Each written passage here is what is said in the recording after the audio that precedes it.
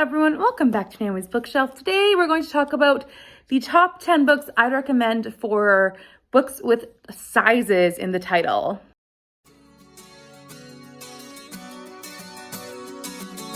These are the books that I'd recommend you read for Buzzwordathon in the month of April. April has size words in the title, so small, large, big, small, medium, whatever you would go with, that's what I'm going with here.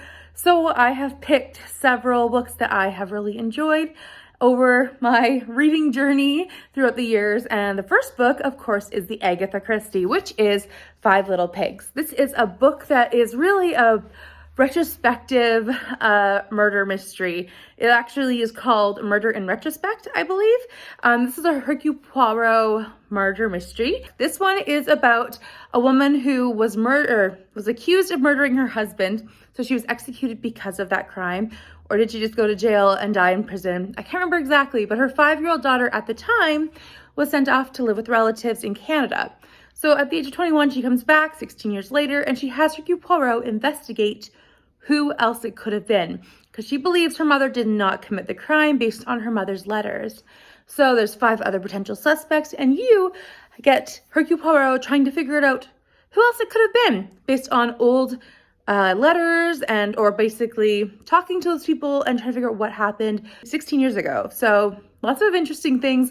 Really enjoy this one. I give it 4 stars personally. It's very close to a 5-star, and I thoroughly enjoy this one. I hope you would pick it up this time around. The next one is a book series, so any book probably would count, or also the series name has the word little in it, and that is Little House on the Prairie series. So this is book 1, which is Little House in the Big Woods, which actually has 2 sizes, so little and big. This one is a very short book itself, but all of them are really quick to read. I love listening to them on audio. They are so much fun, and Pa's Fiddle is in the background of my audiobooks that I listen to at least. I get them from the library though, so not mine. But this one follows a kind of fictionalized version of Laura Ingalls Wilder's life.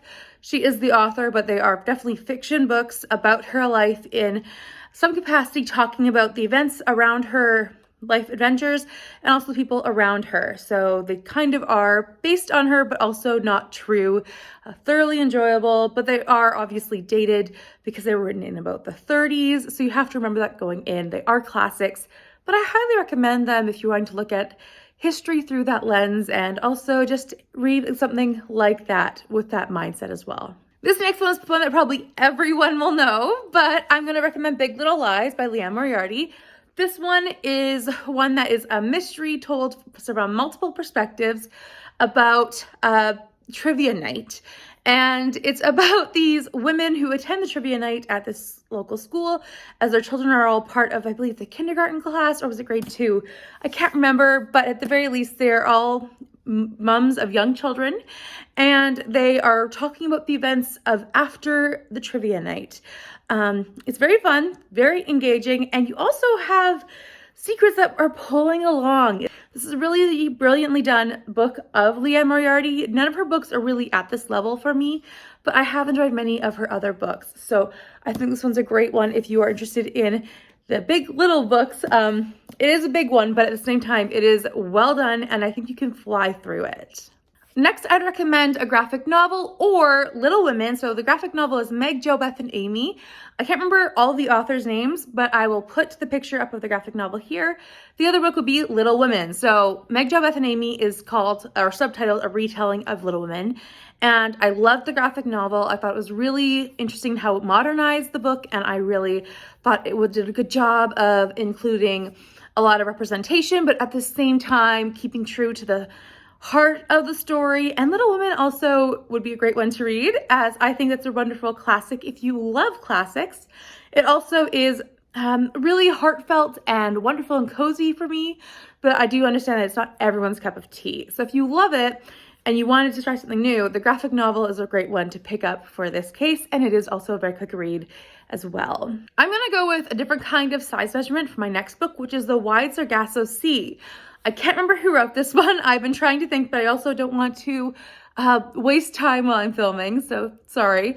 But this one is, I feel like, the very first adaptation or retelling of a book, maybe. This one was written in the 60s, and it's a retelling or a prequel essentially to Jane Eyre. And it's a very short one. It is, I'm putting the word wide in here as a size, but it is about a certain female character from Jane Eyre. And it's a female character that you don't really know much about aside from what other people tell us about her. So I think it's a very interesting book. I really enjoyed what it talked about and how it was interesting like that. I didn't love every bit of it, but I do recommend it as I think it is a very interesting portrayal of that. And I don't want to say too much more because I don't want to spoil Jane Eyre, because it does kind of give that away if you want to know who the woman is, but I do recommend it if you are at all interested in another side of that coin, because it's not written by Charlotte Bronte, it's written by another woman. Another graphic novel could be The Big Lie, which was a Nancy Drew and Hardy Boys graphic novel I just read recently, which was in February. This one is the start of a graphic novel series, and I thought it was a very interesting and very, not uber dark, but like kind of darker version of Nancy Drew and the Hardy Boys than we're used to. It definitely starts this kind of crime ring and underground, what's happening under the police's nose kind of scenario. And I thought it was a really interesting start to the graphic novel world, or the world that the graphic novel was talking about, and a really great way to introduce us to Nancy Drew and the Hardy Boys, who all know each other and why they know each other. I thought it was a really interesting one. You may like it too if you are interested in picking up another graphic novel. A children's book would be The Little Prince. This one is probably a classic that many children have loved. I didn't read it till I was an adult, but I think this would be a really fast and easy read to pick up over the course of the week. This one obviously is about a prince, but also a pilot who stumbles across him, and they have interesting conversations. It's really fun, and if you've never read it, I highly recommend you check it out. Even if it might not be your cup of tea, at the very least you could be in on the discussions. That's why I read a lot of books that I'm not always sure I'll love, but this one I did enjoy. 18 Tiny Deaths is another one that I'm recommending. This one is a nonfiction about a woman, and I cannot remember her name, I'm so sorry, but she basically created these little tiny crime scene rooms, which were about, I don't know, a shoebox size. They were about a shoebox size, and she created them for people to, like students, to look at them and investigate what actually was wrong in the crime scene. So she would create these kind of dollhouse pictures, essentially. And if you ever watched CSI Crime Scene Investigation, where they had the dollhouse rooms, that's what it's like. She created those for actual students to learn from and try to investigate why it actually would have been a killer or what would have actually killed the person. And she did this like in at least 18 of them. So it's very fascinating. I chose the word tiny as a size. And it was a very interesting look at the beginning of forensic science, especially as she created all of these things by hand, and she chose what everything looked like in the room and how the bodies were particularly laid out of little dolls. And it was all for the name of science, and very incredible story, incredible nonfiction. Highly recommend.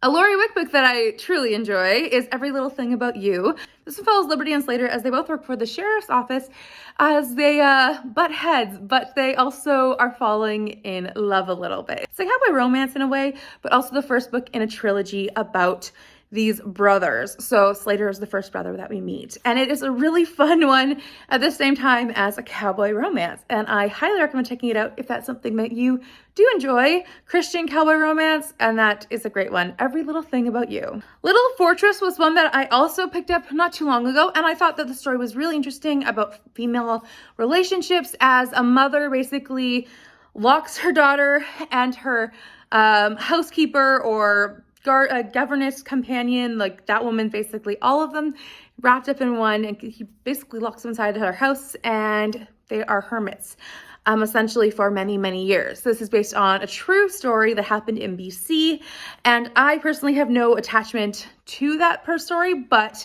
I have heard very interesting things since reading this book. I don't remember the author's name either, but I have the picture up here, like I said, about other books. I do think this might be one that you would be interested in if you like history or Canadian events, or certainly eccentric people and how they relate to each other. So this is the one that you might be interested in. For myself, I have my eye on a few books. I will be potentially reading Giant's Bread by Mary Westmacott or Agatha Christie. If I can get my hands on Giant's Bread, I feel like giant is a size. And this is her very first Mary Westmacott novel, so I'm very interested in picking up that one. I also have The Big Heist, which is a nonfiction, and this one I have on my Kindle. I don't know much else except for it's about a heist, and I don't remember the author's name either. And then I also picked up an Elizabeth Gouge book, and I will get that quickly. So it's called The Little White Horse, and this is a children's book, so I might pick this one up as well. So I have 3 options here, and I will definitely see what I am interested in as that time's getting closer, or as I'm in that middle of the first week, which I try to read my books in, but definitely have 3 options, which are all very interesting to me. So please let me know what you'll be reading for Buzzwordathon, with what sizes in the title. If you can think of any fun titles or fun books that you've read that have a great size in the title as well. I'd love to hear which ones you'll be reading down below in the comments. And if you have enjoyed this video, please give it a thumbs up and subscribe. And I would love to chat with you down below and see you next time. Thank you so much for watching. Bye for now.